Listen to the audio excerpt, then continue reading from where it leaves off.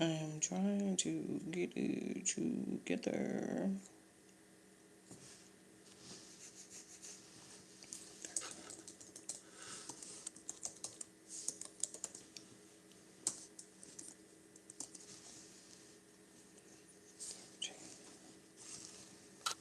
Let me just get your background, set you up with here.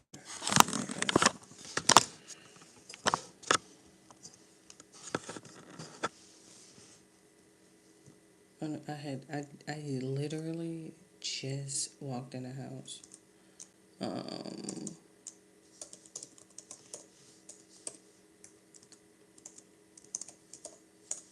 had a taste for this chicken bacon ranch sandwich from Domino's.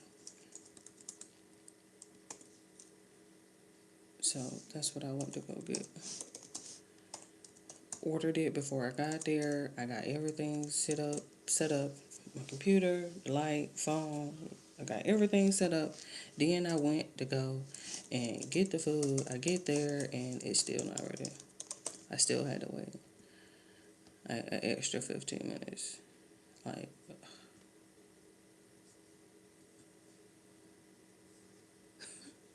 what the fuck? It blew me.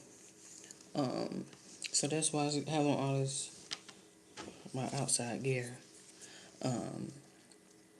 What was the quote from yesterday? Okay.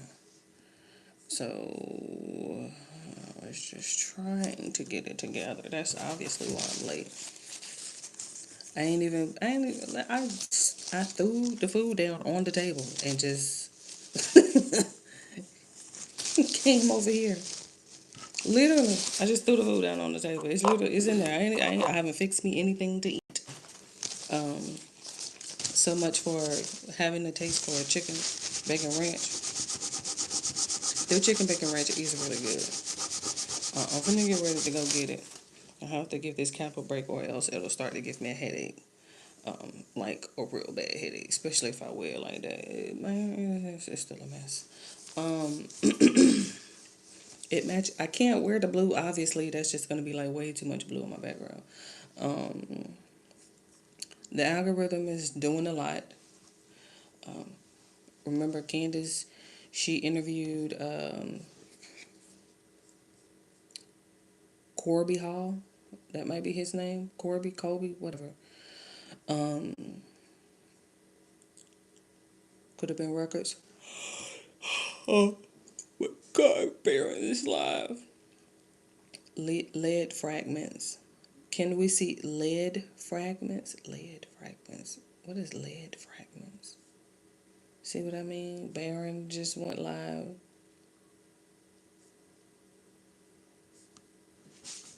Let me.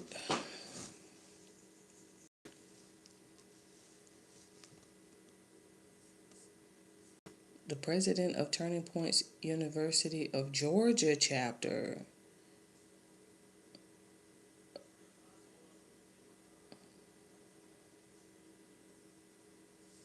Okay.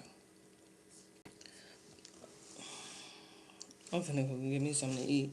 Um, let him play.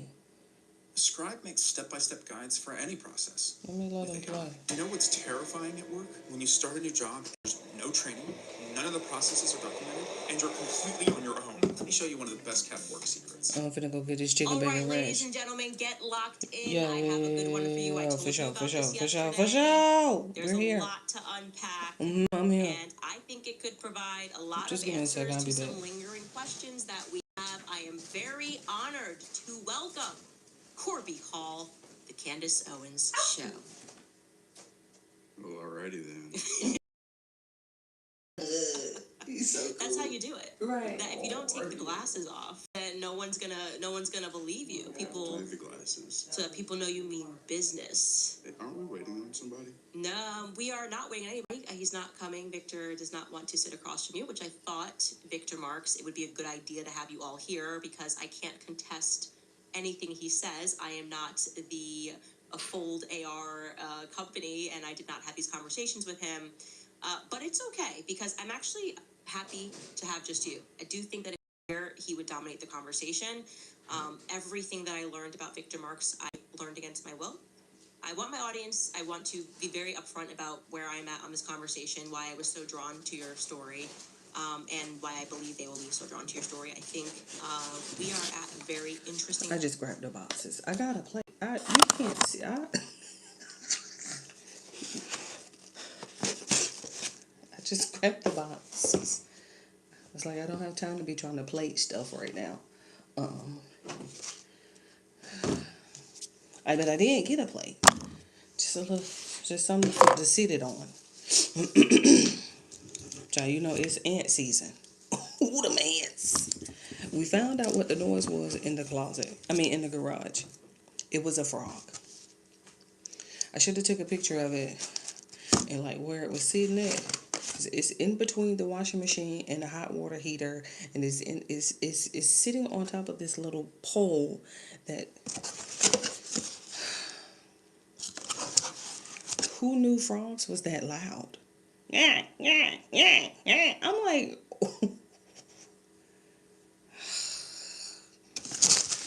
check her out. Oh my God. So fitty, yummy. And of course, we have some I don't know if you can.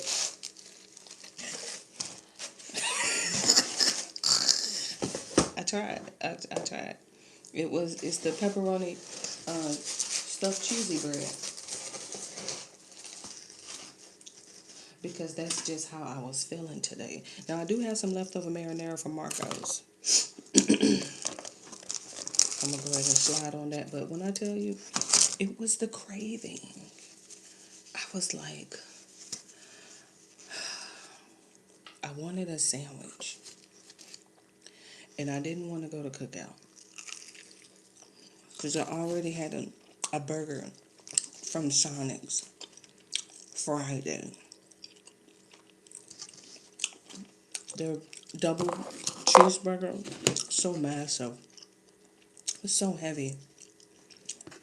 And so I had one Friday. So I was like, relax, big girl. So I was thinking about a sandwich. Because what reminded me of it was, who was that? Papa John's.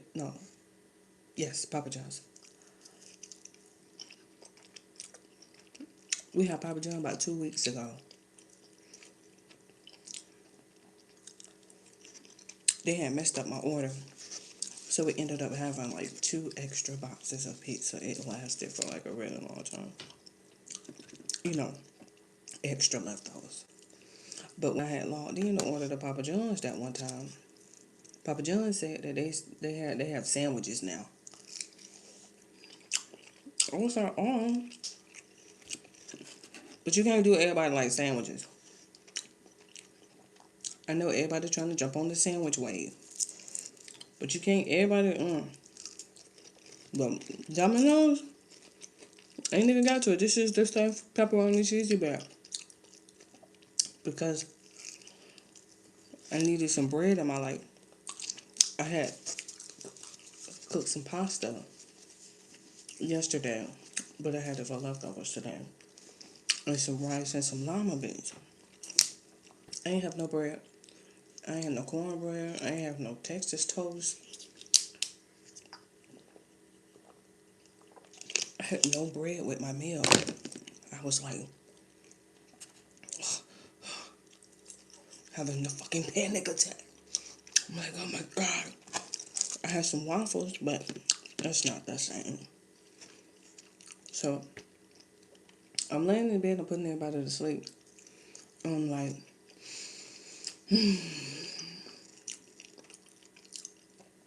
Domino's. Chicken bacon ranch. I mean, just look at it. Provolone. Bacon bits. Chicken. And then that bread.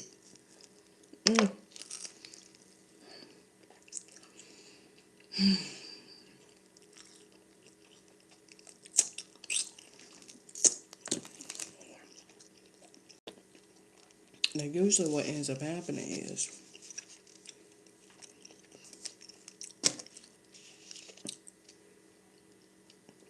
oh my God, there's Koa. Give me a second. Let me go with my food to her, because ants, honey, listen, they work year round. They don't sleep. What was it? What the hell this guy want? Damn! I took the fucking nibble out of my damn sandwich. Let me see. We might. Oh, check it out. Damn.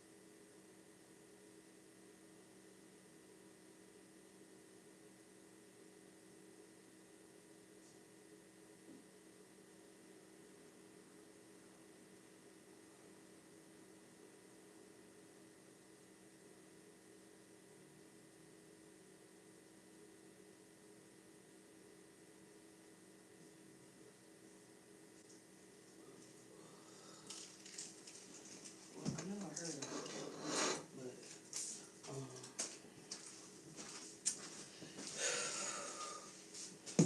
I'm like, I know I heard it for sure. Let me see my phone. I'm like, okay. Maybe he was just, changing positions or something. So how I ended up with them. Shit, I forgot the marinara sauce. Maybe I don't eat it. It's a little. She's edible without any sauce. I was thinking about the. I mean, of course she's gonna hit for sure with a little marinara sauce, but I don't know. I was able to eat it without it. We'll see. I knew she had an interview.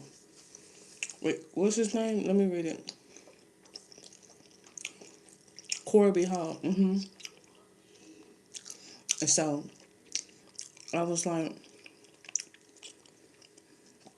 I'm gonna need something to eat, you know, since this is a interview.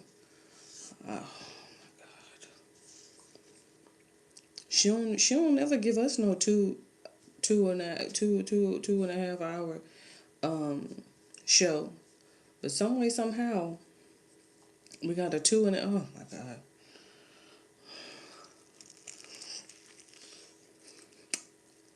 Let me just speed it up, because I already know.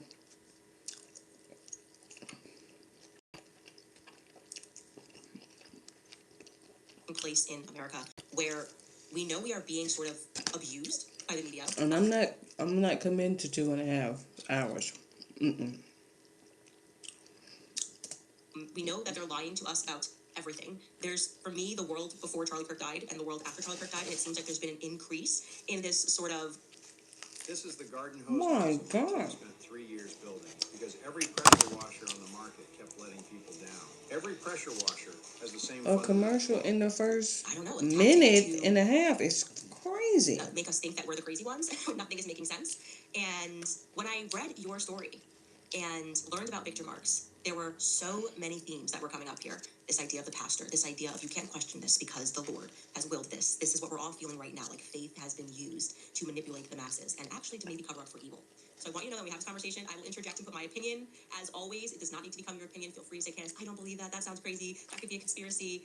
Or say, I plead the fifth. You could just say that you want to stay mum. Yeah, sure. But I wanted to give you a chance because I know that Victor Marx has a following, you do not, and he has been instantly right out of the gate saying that you are a crazy person, which is one of their favorite tactics. Everybody who disagrees with me is an insane person. So who actually are you, Corby Hall? Well, I own a company called Full AR. I've got the patent on the most compact AR-15 in the world, and our mission is school resource officers. And so it's been a long journey. This isn't something that just popped up. I know this is sidebar. Did you see the video of the police officer slamming that little girl on the concrete? Right. This has been a 20-year journey for me. And, we've done really well in the marketplace for the size of the company and the amount of resources that were available to us. I just got back from House Off. But that was the big, you've kind of made it. Jumping over that bar was exhilarating, to say the least. And that special forces operators from around the world, I got to shake hands with a lot of IDF and all other kind of special forces came out and shot my weapon systems and loved it. So it was an honor. This is Full AR. The brand itself has been here since 2018. Okay. And we're a small company out in the sticks, East Texas, and just a few employees, and we make a few thousand rifles a year. And yeah, it's it's the most compact, but it's also a caliber swap. Push one pin, barrel system comes off. You can change your calibers, your barrel lengths, push the pin back in, and you're ready to go with another caliber. Yeah, we're not going to tell people back at home how you just had to slowly explain to me the very basic functions of a gun. We're not going to tell them that. No, let's not tell them. I knew everything. Yeah. I know it all. So I did just get a nice crash course. It's a very interesting product. You could see why you would have special forces interested in that product. And something that I think jumped at my audience in general when it came to the Full AR was the idea of a pastor. I know now he says he's not a pastor, but his website certainly did say he was a pastor at some point, being interested in this product. So I'd just love to hear about how you met Victor Marx. Well, late November of 23, my wife was showing me some of the Instagram posts that he was making, and he was demoing compact weapon systems. And it was kind of framed around, Victor's looking for the most versatile compact weapon system that's out there that, and I don't think he announced it as he was looking for a signature series at the time, but nonetheless, she had me message him, and he responded right away and invited us up to his house in Colorado Springs. So we drove from East Texas to Colorado Springs on, I think, December the 1st. And What year? 23. Okay. Yeah. And so we got there, and there was quite a few people there. So I think there was probably around 15 to 20 people there, some family, some friends, some security guys. And all really nice people. Everybody's really kind to us, and we got to meet all of them individually and talk to all of them.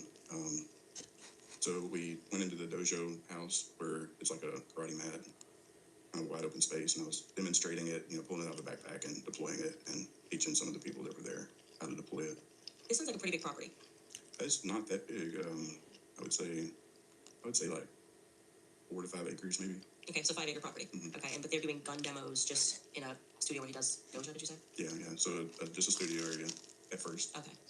And so we did that for an hour, and it was mostly discussion, of course. And so we're not deploying it and shooting it at that point, but The other people that were just people, friends not in the industry whatsoever, just like local friends of theirs. I don't know if they were all local, but nonetheless, everybody's really nice. Okay. So after that portion of it, we went out to the gun range, which was just a 25-yard range that was at the back of the property. And it had like tinder framing around it, and it's kind of dug into the ground. So they got to shoot right there and deploy, and so everybody got their rounds, and we got pictures, and my wife got to shoot the gun and with Victor, and she's excited about that. Got some pictures, and anyways, I kind of stay back. Like, I don't put myself in the middle of everything, and so I show everybody what to do, make sure everybody's safe.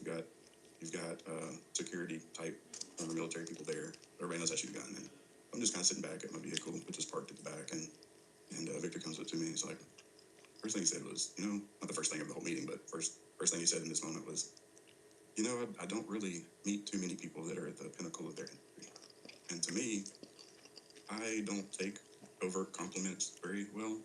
That was really the first time that anybody significant had said anything like that to me. Because I'm still a very small company, almost invisible in the industry, even though I'm well known in the industry, but in the general marketplace, kind of invisible. And so when I heard that, I was like, okay, I think somebody gets it. Like, I'm not trying to get badges of honor here, but that was nice after 18 or 17 years of work at that point. And so he said, well, I've got some signature series that I'm looking at with, he named off a few different companies and, bigger companies. Like, yeah, but this one's the only one that makes sense. And for me, I already know what my weapon system is, so validation doesn't really mean anything to me from other people. But it was, again, a reaffirmation that somebody gets it. And we had already had conversations, back at the Doja House, whatever you call that, about our mission with going on the backs of school resource officers. And well, it wasn't our mission at that point in time, but it was brought up as a topic. And we had sold quite a few to school resource officers. But again, it wasn't so much, our mission wasn't established until we left the Marxists. And I'll walk you through that. So when we walked in, so we get done with the shooting at the range. And we've already, at this point, we've been there for like 4 or 5 hours. Ooh. So they invite us into their house. And it's getting dusk, I suppose. And Victor opens the door, my wife goes in, and as he's going in, he says, everybody's been talking, and we've noticed too, me and Eileen have noticed that, you and your wife just have a unique connection that is unusual. Like you're finishing each other's sentences. You're talking to multiple people and like automatically know where the other one left off, and you fill in the gap. And the way you look at each other, and it just, that was normal for us. Like we were already 3 years in the relationship, and we had a little thing where we called twin flames, and it was natural to us. And so we had this other thing, 1111, and not into all the angel numbers, but that was our thing, our unique connection. And he opens the door and he says, I feel the hand of God on y'all, or God's favor. I feel God's favor on y'all, and y'all are about. He's telling me that y'all are about to come into an abundance as we're walking into the house. And so, having worked on this for so long at that point, there's been a lot of instances where people have told me like, "Oh, this is about to take off. You're about to make all this money and get all this attention." So many times over the years, and so that was one of those moments where inside it didn't sit well with me hearing that, but on the outside it was like, "Hey, maybe this is it," because he already understands. Like that's already clicked. So that started off the entry to the house. We go in, we sit down in the living room on the couch, and we're just having casual conversation and talking about the history of what I've been through to make it this far, and it's just getting deeper and deeper. And they ask us about, well, first they're this is when they make the comment about the connection. We're sitting around the couch, makes the comment about me and my wife's connection, and says, "Well, aren't y'all married?" Well, y'all know first it's, are y'all believers? But yeah, we are believers. I got another coincidence. I accepted Christ when I was 16, and so did she. And so answered that question, and then it was, why aren't y'all married? Like, well, I've been married a couple of times before, or two, and it just wasn't a priority. But we get along great, and no one marriage to ruin that, right? But we're not thinking scripturally about it. And so this led into, this is hours worth of conversation, and this led into Victor explaining what a retooling prayer is. They don't want you to know how toxic this is. If you're buying produce from the grocery store, you need to see this. So first step is add clean water, about 3/4 of the way up. Next, throw some salt in. And I had never heard that term before. I grew up in church, but I wasn't heavily rooted in scripture at that point in time. We're talking December 23. So it didn't click with me that was something to watch out for. I'm just I'm excited we're here. This seemed like it might be what I've been working for all this time, and all the stress and the lawsuits and the marriages, and finally somebody understands. So hey, let's do a ritual and prayer. And so he kind of explains it, and he's asking Eileen a lot of questions about the process. To me, it was like, well, why does he have to ask her how it goes? From component to component of how this ritual and prayer goes. But again, I just let it slide, and so we agreed. And it would start off with me And this whole process, I think, lasted maybe 15 minutes each. When you say it started with me, and you also used the word ritual, what do you mean by that? Well, the retooling prayer, he was going to do it on me first. Okay. And then, So it's one by one, and he's going to retool what? good question. Yeah. Okay. We'll figure that out We'll then. figure that out. Yeah. So, and of course, I didn't memorize the whole process, but recently I looked back on, there was a podcast that they did in 21, him and Eileen, where it described the process. You know, I kind of forgot what the process was after this thing, but I looked back recently and, you know, it all started to come back. I was like, oh yeah, he did exactly that. And transcribed it out. It was a podcast, verbal podcast book that it transcribed out and got to look through it in detail, you know, piece by piece, here just a few weeks ago, actually. And so as I was reading through it, it was, oh yeah, he did that, he did that, he did that. And so the first part was an opening prayer. And I didn't memorize the whole opening prayer. It's like 5 or 6 sentences long, you know, 30 seconds worth of opening prayer. And it's using the name of Jesus and seemed like a fairly straightforward prayer, except, and again, I didn't notice all this stuff back then, but except the whole circle of judgment. So there's an opening prayer and it establishes a circle of judgment in the room. And there's some other components to it, but And who is in the circle of judgment? Sorry to. it was just an imaginary bubble sphere, so to speak. That was just the terminology. It was, So he's kind of setting up this imaginary perimeter. yeah, around the whole room, like all of us. Okay. Yeah. And I mean, within the circle, no one is judged, or we will be doing some judging. That's what I mean. That's kind of my question. Like, you can tell me everything and no one's judging, or like we are going to enter in some judgments. I think it was, well, looking back on the transcript, Yeah, which is helpful. it's judgment on the assigned demon. Okay, so he's judging the demons that he assumes are in you, Not in, and that's Around? yeah, attached to. attached to you. Okay. Sorry. Yeah, correct anything. I've not been in communication with the person who's doing the tooling prayer. So. Right, so here's the trick. Believers can't be possessed by demons, that's scripture. And so when you have believers come to this quasi-exorcism, you can't call it an exorcism, but you have to reframe everything. So possession now becomes assignment. Okay. So they're not in you, but they're attached to you. Okay. So in you, scriptural, a non-believer possessed inside you. A believer can't be possessed inside, but can be attached to the outside. And so if you engage in a continuous sin, like you have invited a demon to walk alongside you, I suppose. Okay, I'd have to consult a priest on that. I do think that there are definitely ways that you can get possessed by demons. Like there have been people. I don't know for sure, so I'm gonna. But that helps me understand, I guess, the context of how this is happening. So he's saying there are demons that are attached to you. I'm gonna do this retooling prayer. May I ask, what is his authority to do that prayer? Well, I don't know that answer. And, So that's gonna be my first question. So it's like, I'm gonna like get these demons that are attached to you off. I'd be like, oh, I like that follow-up question because I don't even know how they even got to this point.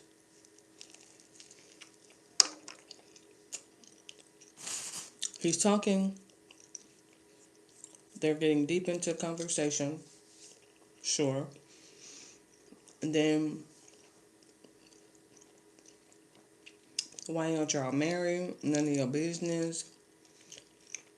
Let me pray over you. No, thank you. are you a priest? Are you an exorcist? Right.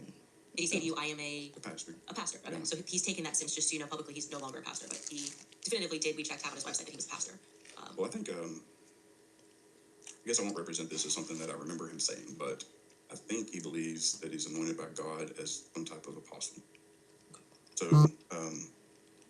in any case, so this attached, assigned demon is going to get judged in this circle of judgment. And so he asked the subject, me, and I'm gonna ask you a series of questions and you're just going to respond. Whatever the first thing that comes to your head, just say it. Doesn't matter what it is, don't think about it, relax, just say whatever the first thing that comes to your mind. And so he asked, he's commanding the demons, and he asked, what is, well, back up.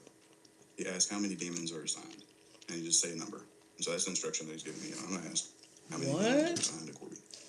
And I don't remember exact the number. It was either 2 or 3. And I just said the first number that came to mind. And then he asked the name of the first. He's going to judge the first demon. He knows. Now I say a name, and I said, and this was recorded, by the way. And we were advised or suggested to record it. And so my wife did record. And so I said, "Oh, you're never gonna believe what's popping in my head. I just think it's something I've seen in a movie or something." And Eileen says, "Oh well, just say whatever it is. It doesn't matter. Doesn't matter if it's." And they name off some whatever common names. And I said, "Well, Beelzebub." And Eileen says, "That's actually pretty common." Like, oh, okay. So proceeding from there, Victor names the demon by the name Beelzebub, and he commands angels to come down and grab this demon by the arms and make the demon kneel before him. So if you can imagine, angels coming down, grabbing, forcing the demon to kneel before Victor. I was dead, and now I'm alive, not because of anything I've done, but because of everything he's done. God is going to provide the way. You've got to work like you're going to. Right. Just Right. Like, what in the world? for dramatic effect, because that is how I am envisioning that. Victor Marks then believes that he has the capability not just to command demons, but to command angels. Ooh. And that's what he's telling me. Because he Ooh. can. Wow, that is. Sorry for interrupting, but that's a statement right there. And also, to be clear, I hadn't realized, I thought when you said you guys went one by one, that maybe Eileen's in another room, but you guys are all in the room together. Yes. This is a. Yeah. Okay. Yeah, and Eileen is still kind of reminding him of the steps. He knows what to say, but it's just like, "Oh, you do this step first," and then they go, "Oh yeah." And which angel did he say? Didn't say. I don't remember him saying the names of the angels. Okay. Again, all recorded, so it'd be interesting to Figure out which angel he believes he's commanding. yeah. So It's so funny. This is this is a scary story to me. Like, Yes, I don't even terrifying. watch scary movies, so it's like a movie right now in my head that I'm walking out of the theater right now. I'm just going like, okay, like I'm gonna be honest with you, this is terrifying to me. Like a man that, yeah, that is something. but Back. this is the guy who understands. Ooh. Understands what I've been through and sees the value in what I'm doing. Do you always come as your friends? All right, Charlie. Yeah, they always come as your friends. So this demon being held by two angels, he makes some commands. I don't remember what he said, but he commanded one of the angels to cut the arm off the demon. And then I think commanded the other angel to cut off the other arm or leg or something, dismemberment of the demon. And I did skip a portion. So before that, before all of that dramatic stuff, there was another set of questions that was asked. So after the demon's name, the next question that was asked was, "What are the 3 lies that you've been telling Corby?" And so this is where I started getting kind of a trance-like state. And I was staring straight at Victor, and I wasn't blinking my eyes. They're kind of watering up. And stopped breathing, not as a panic, but just I noticed that I just wasn't breathing for a few seconds. And so, again, first thing that pops into your head, and I said, "You're a fraud." Ooh. And then, what's the second lie that you're telling Corby? And said, "Your kids don't love you." Ooh. And the third lie, "They'll never love you." Ooh. So that was the 3 lies, first things that popped in my head. And so then, after that set of questions, was, what is the one truth that God's trying to tell Corby that you're blocking from him hearing? And of course, it's, you're not a fraud. Your kids do love you. And she's sitting right there next to me, and she's not going to leave you. So then the dramatics with the chopping the arms and the legs off and casting away, and then on to the next demon. What's the next demon's name? And then the whole process started over. And in each process, is he chopping off the arm of the demon? Okay. Hindsight is 20/20. Yeah. Right. Yeah. Also, I have the honor of sitting in this chair, and I can hear what's happening with what I just know about psychology and stuff. And you are telling him your deepest fears. That's it. There's nothing happening other than we're all self-conscious. We constantly in our head are saying things. Oh, this is not right. We're in our normal capacity, we're our own worst critics. And he's just commanded out of you, and now he knows your weak spots.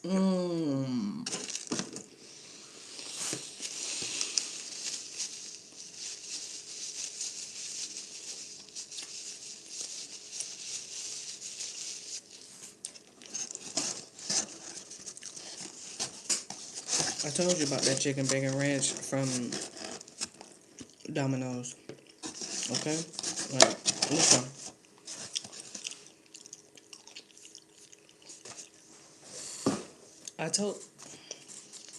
I don't usually even have the pleasure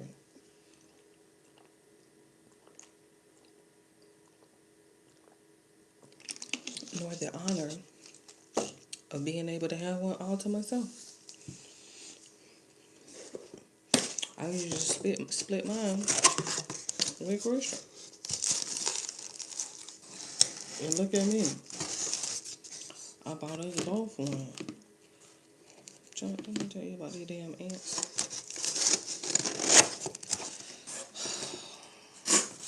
I'm gonna stop eating again when I go live. Cause let me tell you something, it's ant season, okay? Like and they don't play, okay? They ain't biting you or nothing. They just can be very invasive. Now he knows and you at the end of that, because you're doing this and these people are strangers, you instantly establish an emotional connection with these people because you shared with them something that you would not just share to a person that you met. Exactly. So he is I would almost say he's trained in that. I Ooh. don't think he's being trained by a church in that, I'll tell you that. I know now. Because it's just how the emotion of hearing that, like, I instantly know this is like, these are your deepest fears, that's it. Like, Right. all of them. And you're talking about your kids, you're talking about this is someone love me, and I'm going into, I think you said this is your third relationship, right?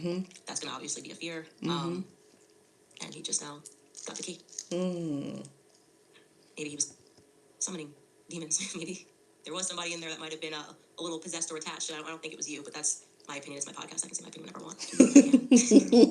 So, there was one more. The next name was Thomas, and I don't remember what the answers, the three lies, or the answers were for that one. But then the thing about it was like a compounding effect. So Okay. every time, this is where it got really interesting. Every time you would get done with a demon, he would re-ask the question of, now, how many demons? Now, each time. And so after that second one, Thomas, I said 0. We're done. No matter what number popped into my head, it was 0. So it was getting kind of weird at that point. I wanted it over with, but moved on to my wife, and I'll just leave that one alone. But Same process, same thing. yeah. And what happened after? Well, I remember him saying that doing this practice like drains his energy. Like he gets real worn out, almost like he's using up. If you're in your 30s, this one's for you. Salon gels are so damaging, and regular nail polish chips after just a couple of days. I finally found a real game changer. Enough energy in this process. And I remember that being something that stuck out. But after this whole process, so him and Eileen leave the room, and we've talked about my brief story. I dove deeper than I ever have with anybody else already. But they left the room and came back and told me about a dream or vision, and I don't remember which one it was, but it was a dream or vision that Eileen had the night before. And they were both telling the story, kind of him telling a piece and then her telling a piece, and it was that Eileen had this dream or vision that this was going to be related to a mission to protect kids. And that it's, just so coincidental, well, not coincidental at all, but God ordained that we met, and that I'm bringing this rifle that is the best tool for the job on the backs of SROs. And in addition to that, what I think to be partially true, at least, and going in and out of war zone, combat zones, or conflict zones to rescue women and children, and having these rifles on their backs will benefit them. So, double whammy, schools, protecting students, and saving women and children abroad. And God ordained it. What do you know? Just the night before. All right, you guys, you see the headlines, you read the stories, and then the impact shows up in your own numbers. Balances with fees piling up. Minimum payments are designed to stretch debt out for years. That's why you need to check out Pete. 47 whole food ingredients in total. So whether you've been on the fence for a long time or it's the first time that you are hearing about them, I recommend that you go to balanceofnature.com and order the whole health system supplements as a preferred customer today.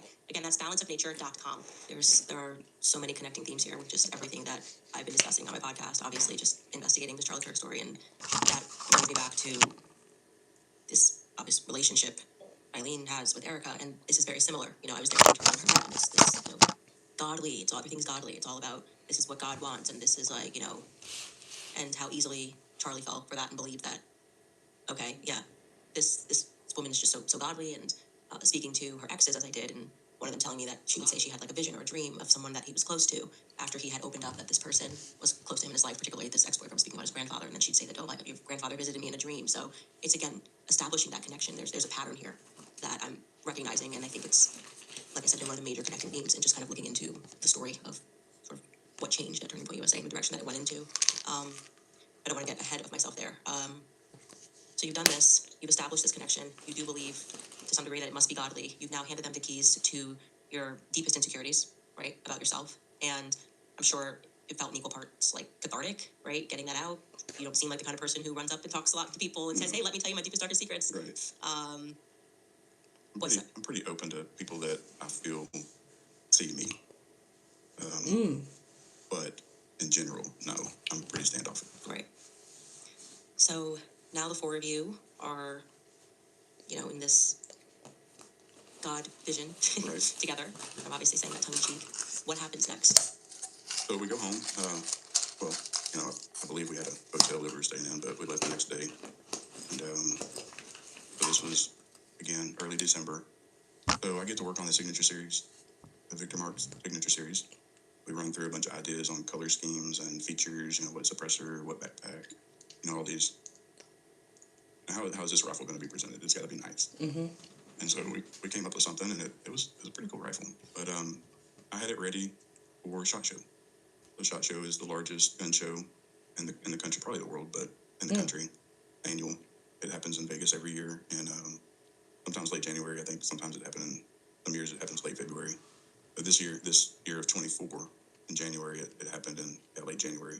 So we're communicating back and forth, and you know the color scheme and all the accessories have been picked, and we built a few units to be able to be able to give him a couple at the show. And you know, he had his FFL to Federal Firearms License, and so we transferred a couple to him at the show, and had a few for our display in our booth. And yeah, well, backing up just a little bit, I asked him. Well, I told him that you know, I'm going to ask my then girlfriend to marry me, and in text before the show, like what, maybe 5 days before the show, and I can't remember if he offered it or if I asked him. I think I asked him, you know, hey, you're gonna be there, you're pastor, you know, let's get married. 30-minute ceremony, we'll be in and out quick. He's like, oh yeah, we'll do that. And so I had gotten a ring, and it traveled through 4 different continents, and arrived at our Airbnb in Vegas the night of the day of the wedding. And I was just dressed in like jeans and my work boots and just a button-up shirt, and she had a pretty cheap, easy dress that she got. It looked beautiful, but we just like, this was a rush job, and I actually hadn't even asked her to marry me. Oops, wait. So the day of, I asked her. We were just walking down the hallway, and by the way, she was my CEO of the company, and she had been working there for at least 2 years by that point in time, and just bang up job. Like she's good. And if you're not getting hard, it's not your age, hormones, or bad luck. It's a toxin stuck in your arteries. So anyways, asked her to marry me that day. We go up to Victor's hotel room. We have some of our industry friends attend with us, and they got video and pictures. And it was super special for her because she just adored Victor and had followed him for many years. And the ceremony was perfect and simple, and Right. just, it was nice. So try not to get too sentimental here. Okay. But Because, my God. you know, we read each other's vows to each other. Victor was there, he officiated Give at us a our marriage thumbs certificate that up. we ran into the courthouse and grabbed real quick. And you know, we got a picture of him signing it with us sitting down behind him. And you know, once we got the photo op, we walked to the other side of the room and just made one with our friends, and looking over, and he's talking to Eileen, and I already know what's going on. Like he's not certified to do this in Nevada. I already know it. And so they're just talking it back and forth, and he's like trying to decide if he's going to sign it or not. And so I'm like, hey, is it just because we're in Nevada? He's like, yeah, I don't have a license here because there's a block on the form where you go put your license number. And I was like, well, it's fine to sign it. We'll go, we'll go back to Texas and just do our county deal after this, but we'll keep this. Doesn't need a license. We're not gonna file it here anyways. But no big deal, right? Red flag. Is it a license even in Colorado? I don't know. So that was that. And got done with SHOT Show. It was a great event. Got a lot of videos, pictures. Everybody was making hands and meeting Victor and meeting us, and it was a very nice SHOT Show. And normally I hate going to SHOT. I've been to SHOT Show since 2012. Hadn't missed a year, and just absolutely hated it. Just all the walking and hauling stuff around and having to be here and there and unpacking stuff, and the logistics is just a nightmare. But This one was pretty memorable. this was nice. So things are looking good. When is the first time, I guess, you guys had any sort of a shift in that narrative? Like, we're all on the same page, here's what we're trying to do, here's what our goal is, we got your signature series, good looking gun, you're getting us married. When's the first time you had a hiccup? Well, I guess I'll get there. So Yeah, take me wherever you want. I want to get the full story. he went on. Well, he had an opportunity pop up, and I believe it was March or April-ish. Can you believe I got him at 1.5 and he's still talking slow? Move out the way. I got him at 1.5 and you see how when Candace start talking, she be talking. I'm like, dude, you're at 1.5. Now we are making some progress. But sir, please. And Sebastian Gorka had me on once, and me and him had talked quite a few times and text message based, and he loved the gun, right? He's a gun guy, and so me and him kind of connected, and he said, okay, well, so you got signature series, Victor, been trying to get him on my show forever, and Trying to move let's talk about this cool mission and let's get y'all on. So I did not want to go on. I didn't want to be on video. Can't you tell? And then I texted Victor. Hey, Victor, Sebastian wants you to get on with him and talk about the full AR. You've been trying to get you, you've been bugging me. Like, just go on with it, dude. My wife will be there to support you through this. And Victor's like, yeah, I do this all the time. It ain't no problem. And tell us the genesis, before we talk about Victor and the very exciting plans you have for this weapon. What is the genesis? How did you get this idea? So our inventor, Corby, he's my husband also, but he came out with a product about 7 years ago, and he came out with it because he was looking for a way to get the AR to be more compact, and decided to take the barrel nut off. And then when he figured that out, he figured that you could also fold it. And after a lot of testing and a couple of years of development, we made this a possibility. What is your mission now, Victor? Well, I'll tell you, everyone knows that time in a critical life and death situation makes the biggest difference. And this weapon platform, not only being an outstanding high-end platform to shoot, it is absolutely the best product in order to engage a hostile threat in a school, bar none. And again, with it being carried in a backpack, it keeps the level of anxiety down for students to watch. So we know this is a lifesaver. And what we want to do is to be able to see every resource officer, first starting in the state of Texas, have one of these, and then it's spreading throughout the United States, where our children will be made safe. so Victor goes on, and they talk about the full AR a little bit. I think Sebastian asked her, I think your lesser half, he's the inventor, and tell us how you came up with it. And she spit off some stuff. It was good, but then Victor came in and was talking about the All Things Possible mission, and said that we're going to make it a mission to get one of these full ARs on the back of every SRO in the nation, starting with Texas. I was kind of shocked. I didn't think he was going to say that, but yeah, let's do this. And that idea was to set up a 501c3 and figure out how to get donations coming in for schools, particularly rural schools that don't have immediate access to SWAT teams or funding.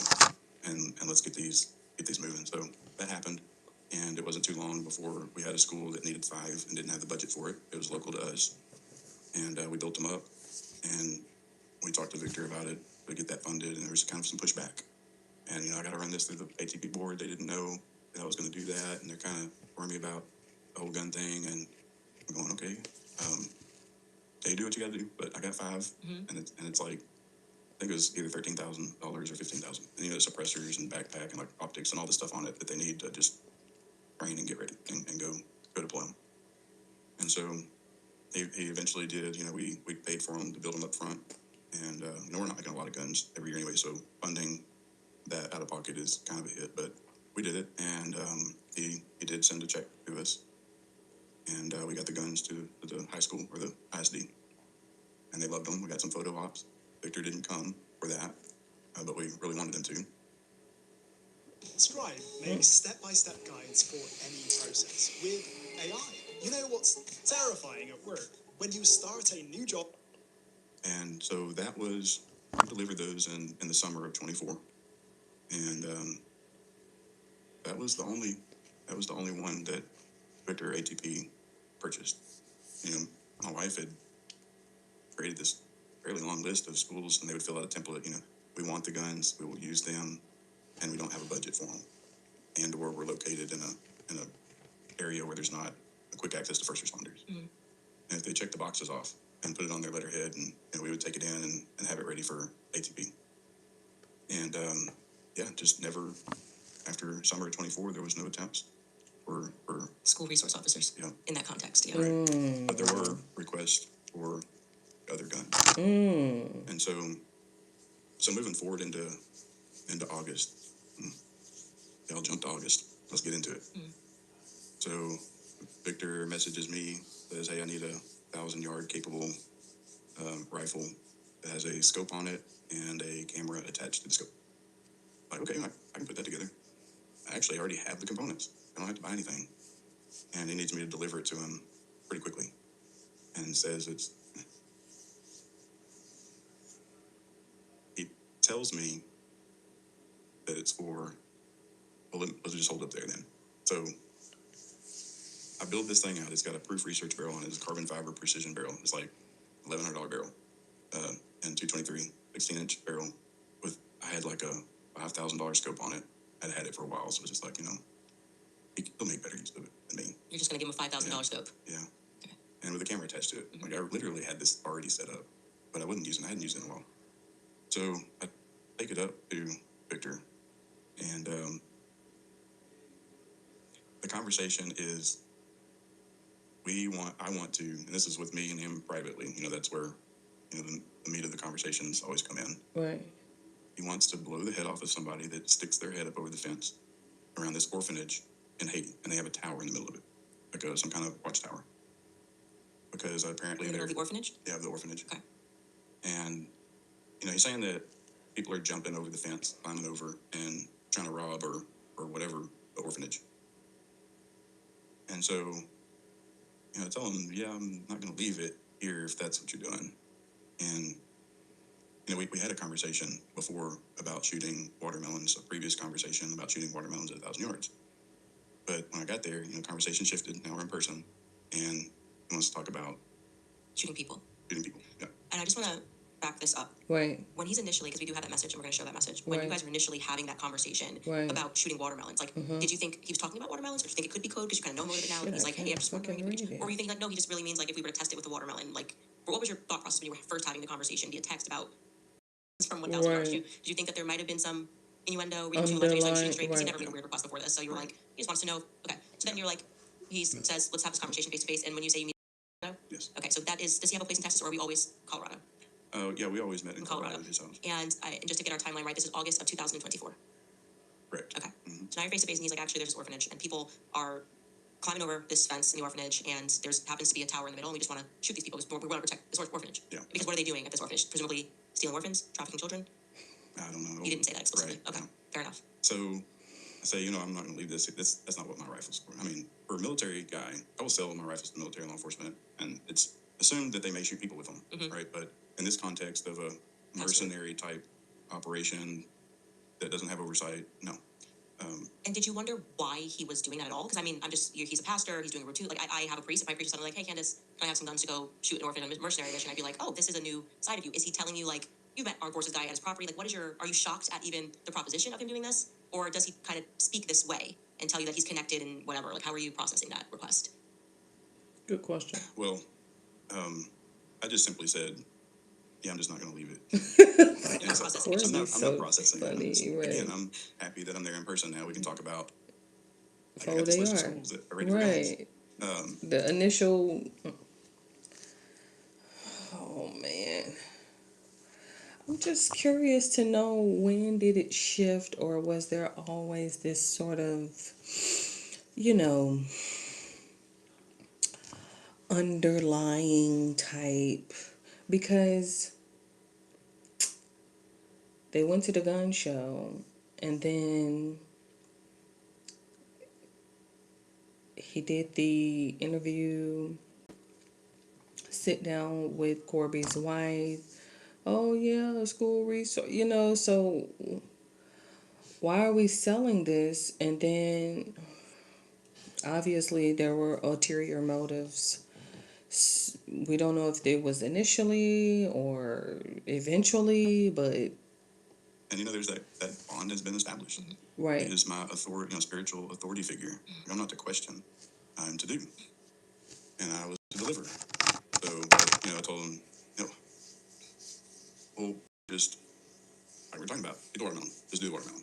Like, oh, okay, well, like, and backing up, so shooting the head off of a person transpired into, well, I'm gonna go in and execute or capture Jimmy Barbecue. The first time I've ever heard of this guy, I don't know who he is. I'm still like, yeah, no. Again, back to the watermelons. He's like, yeah, I said, just put the watermelon on the fence. Shoot it, get your propaganda video. That's what the whole thing was about, was shooting somebody climbing over, got it on camera. We can distribute it out in the Haiti land, and they won't jump over anymore. Like, I see the good intention behind it, but yeah, no. And then transitioned into a little bit more detail. Like maybe if I tell him that it's the Kill Jimmy Barbecue who is causing all the ruckus in Haiti, anyways, then he'll agree. Okay, so I do want to just take a second now to just show a brief clip to my audience of the media context of who Jimmy Barbecue is. Some people are, do not follow politics, global politics, and what we were told Jimmy Barbecue is and was during this time frame, August 2024. Take a listen. Jimmy Chiricia, universally referred to here as Barbecue, is the head of one of the most powerful gangs in Port-au-Prince. But he's also the head of a gang consortium that's brought Haiti to its knees. Barbecue sees himself as a revolutionary for the people, and he rails against corrupt politicians and oligarchs. He dismisses all the efforts underway here to form a transitional council that will govern Haiti. Inside his territory, despite the poverty, life is relatively peaceful and organised. Unlike in much of Port-au-Prince, queues for food Barbecue gets brought in are orderly. Usually, it's chaos. But here, people wait, knowing that there are enough supplies for the whole community. This is a source of Barbecue's strength. To the outside world, he may be a gangster, but here, he's a sort of Robin Hood. Okay, so he's saying to you, I'm going to get this guy. I'm going to capture or I'm going to kill. You say, not with my weapon, actually. And let's talk about school resource officers. What happens next? Well, right after the Jimmy Barbecue, that's when I brought it back to the watermelons, and he seemed to agree. Kind of reluctant, annoyed manner, like, why are you sending me? Maybe he was testing me. I don't know. I don't know what his intentions were. I just know what was said to me. So I didn't have a concern at that point, though, because he's like, yeah, we could do the watermelon. That's not a bad idea. And so from there, I left the gun with him. And, there was no discussion about rules, or maybe there was, and it was just kind of like just nothing was, yeah, we're still on board with the mission, but, I'm dealing with this and that, and I got this mission coming up, and just never went anywhere.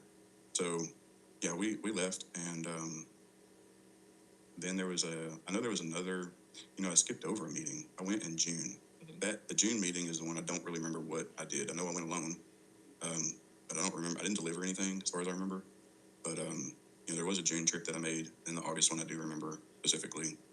There was text messages surrounding it that I was able to reference against. So then in November, then he comes to Texas to my facility. And so the intent is that we're going to tour the shop. He had a couple flying down on their private plane, and I picked them up from the airport, and we went to the shop and toured the shop. And during that tour, pretty early on, he was there for probably 4-ish hours. And when we got alone on the shop floor in between the machines, he's like, hey, I still got this Haiti stuff going on, and I need 50 guns to take and drop off in Haiti. And I said, well, that's a embargo country, so I've exported guns by this point to many different countries, and I know the process, and it's not easy every time, anytime really. And I just knew that Haiti wasn't on that list, on the approved export list. So I need that one, because Haiti's the last place they're going to let me export guns, probably the last place. And so I said, I suggest you don't do that with any other firearms either. Just I'm assuming that he just doesn't know the export laws. Why am I assuming this? I He don't know. got federal He's a gun high-risk law. humanitarian abroad. All these other countries done operations in. Hindsight 2020. Of course he knew that you can't take guns and drop them off into Haiti. Did you, and I'm sorry to cut you off here, but I have a question about that. The other countries he had visited, did he ever give you again the context? Because I'm just going in my own point of reference. My producer was like, yeah, and I did these high-risk humanitarian things. What's your background? How are you getting on these missions? Who are you working for? Did he ever give you that context, or just, okay, so that might have been why I didn't really flag you that he was going to Haiti, because it was kind of a part of something that you knew he had done, or he says he has done in many other countries. Yeah, and then, there was already the visit before. There was Haiti discussions, and told me about the orphanage, told me about Jimmy Barbecue and the, the gang violence that was around. So I kind of knew the context already. It's just like, okay, well, I've already told you no once, and then you're bringing me something that's even, because you can, I suppose if you have whatever license or approval, State Department, or whatever kind of approval it is, where you can go as a private citizen with your own gun and get out, do your thing, and keep your gun on you. I suppose that's a legal thing. I would have to research that, but it seems to be that that's a thing that is done commonly. But leaving guns, I know you can't do that. Not in Haiti. Yeah, I think that's called weapons trafficking, but I'm not positive. Yep. So told him no. Told him, don't be going to some other manufacturer and getting 50, and I'm trying to look out for you, Pops. Listen to me. So I also told him that, if you place an order for 50 guns with my wife next week, can't sell you the gun, because I already know now. So, not talk about it anymore. I'll figure it out. What did he say he wanted to do with who was he dropping those guns off? Right. Okay. Of course you know. All I was told it was for protection of the Right. Look at these two. And you don't know what they're protecting?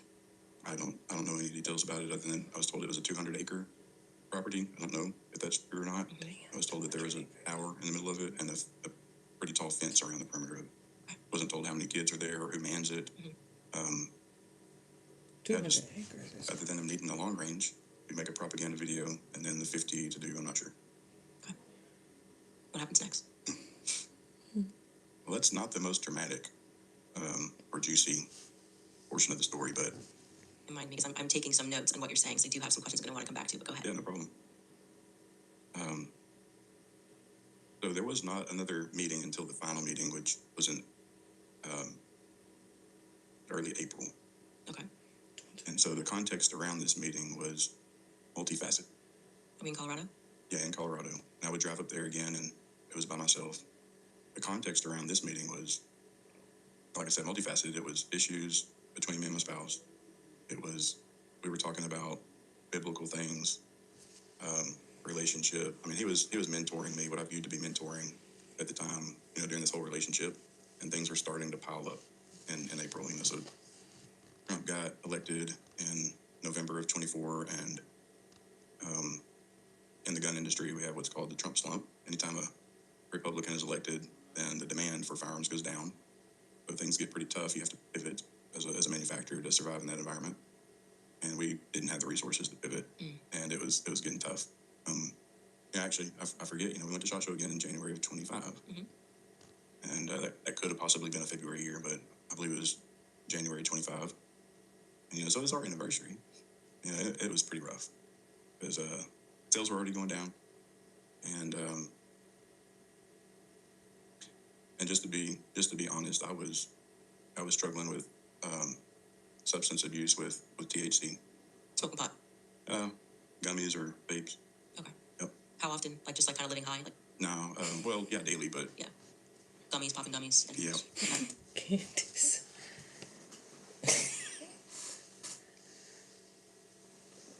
Lord have mercy, Candace. Just living high, popping gummies. That's how Tucker was with Sam Altman. That is exactly how Tucker Carlson was with Sam Altman. Any other stronger substances? Yeah. Okay. Are you drinking too? No, not drinking. Okay. Look. Your THC? Yeah. That's, I've done that since 2020. She said weed, vapes. I think you sent me a thing, and you and your wife both smoked pot. You were both THC users, so to speak. I guess we'll focus more on you, but I'm just saying that this was something that was already known to the Marks family. Oh, yeah. That's what I'm asking more broadly. Yeah, and, anxiety issues with the past. I didn't want to get on any SSRIs or anything like that again. And weed, as long as I moderated, it was it was a pretty good regulator of anxiety for me, as long as I didn't go overboard with it. But it became, you know, one of those dependency things. You just gotta have a little bit more, and you kind of dependent on it. And when I tell you, oh my goodness, child, I am going on almost 2 years sober. Because you know, you got 9 months pregnant, and then you got 9 months breastfeeding.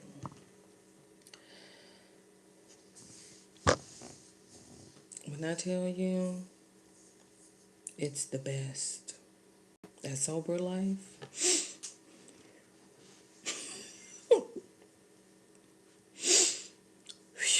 Because, like he said, that dependency is so terrifying.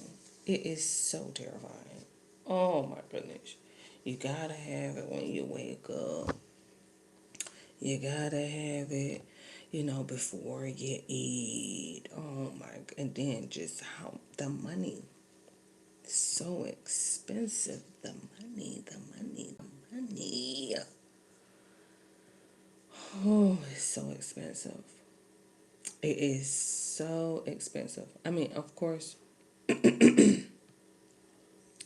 know, everything, that's me. It's terrifying, to say the least. Because it's just so expensive. But let me, You know, 2024, the end of 2024, early 2025, we needed to pivot, and I wasn't able to do it. Like, I was functionally in decline. And, you know, the ATP thing wasn't helping. You know, the signature series, we did sell some of them, but it wasn't just like skyrocketing business or anything. So you now got the added financial pressure, which is what causes. Yeah. And so, and interestingly enough, with my wife's involvement, the prior 3 years, we made the Inc. 5000 list in 25. Although, like, it was just, we got the notice in, she had worked so hard on it. And, you know, with her in the CEO position, we had increased our revenue by 350% in the prior 3 years. So we earned 1608 position in the country, and 60th fastest manufacturer, and first in the region, fastest growing company in the region. Wow, we're like, oh man, we're taking fast. We're gonna keep the lights on. Yeah. So this is all building up on me, and I'm again going back to Victor and one of his guys, Chaz, for any kind of support. You know, more so, like, help me figure out. Number one, I'm ready to get off of THC because I got to make this pivot, and I've got to, like, bring my high functioning self back. And there wasn't any help there. You know, maybe a couple nudges here and there, but you know, and there's a text message history that I've gone through recently, and it makes sense now. All of it makes sense. But Text message chain between you and Victor? And Chaz. And Chaz, who is, just so my audience knows, Chaz is COO? Yeah. Victor Marks, the COO of All Things Possible. Right. Okay. And what is it about that text chain that makes sense? Because I think you mentioned it, so I think we want to, like, in retro, hindsight is 2020, but what element makes sense? Like, you're looking at this message, you're going, aha, what? Well, there was a point in there, and I don't remember which month it was, but you know, I was in a suicide crisis for a moment, and you know, my message to Victor was, "Hey, I'm in the parking lot of Walmart, and you know, I bought this life insurance policy like 7 years prior, and I shopped around for one that had a suicide allowance in it for that specific reason, and I knew, you know, I was sitting in that parking lot, I was crying, and said, God's telling me that if I do this, He's not going to take me." So, you know, Victor's response is, well, of course, don't do that. You know, the lawyers, they'll always find a loophole. Okay. And the next message is, well, I can just have you disappeared. I can have you knocked off. I can have you knocked off or disappeared to a banana plantation in South America. Practice. oh, damn. Did you know a new heating and AC system in the greater Atlanta I was trying to metro area could cost pause you the just $110 per month? Armado Heating and Air is making heating and AC system installation. Just stop. Figure out what the hell I left off at. He was saying somebody who was in the parking lot, and then what the hell did he just say? I was trying to pause him.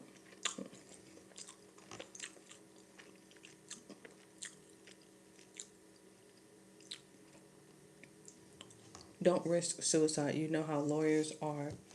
They will find a loophole. I can always have you knocked off or make you go missing. You may have to pretend to be an ugly female banana plantation worker for 12 to 24 months. No, that's funny. I can have you knocked off or disappeared to a banana plantation in South America. That's funny. You're in the parking lot, you've said that, you're going through the suicide crisis, and that's what he comes back with, and this is supposed to be your minister, pastor, spiritual.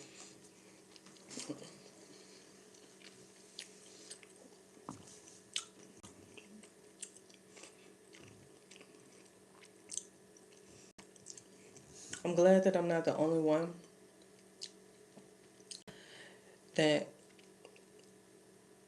appreciates a little comic relief when it comes to dealing with someone who is battling that moment of self-harm, fatally self-harming themselves. Lord, I think I'm not the only person in the world that appreciates a little comic relief. He was like, well, child, you might have to dress up like a female and work on one of them banana farms. I appreciate the comic relief in that moment because let me tell you something. That moment is very serious. Director. Wow. Also want to tell you guys about Active Skin Repair because when it comes to my kids and family, I don't take chances with what goes on their skin. That's why Active Skin Repair is the product that I always keep on hand. What makes Active Skin Repair different is that it uses the same... That's enough. That's an hour. We may have to come back.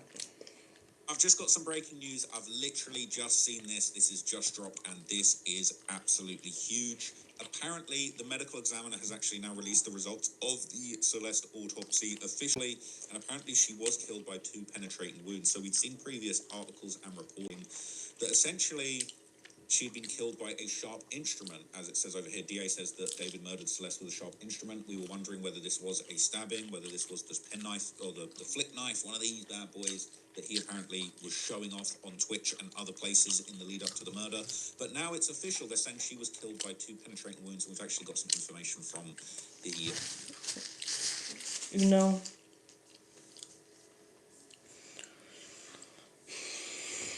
I'm just so over this guy. I really am. Sense that they do hurt people sometimes, and there's no... What's your personal... I have to... Yes. Now that I ran out of water. I'm gonna have to give me some headphones or something and plug them in and doze off or something like that. I don't know. But in the meantime, in between time, okay, love you, bye. Mwah.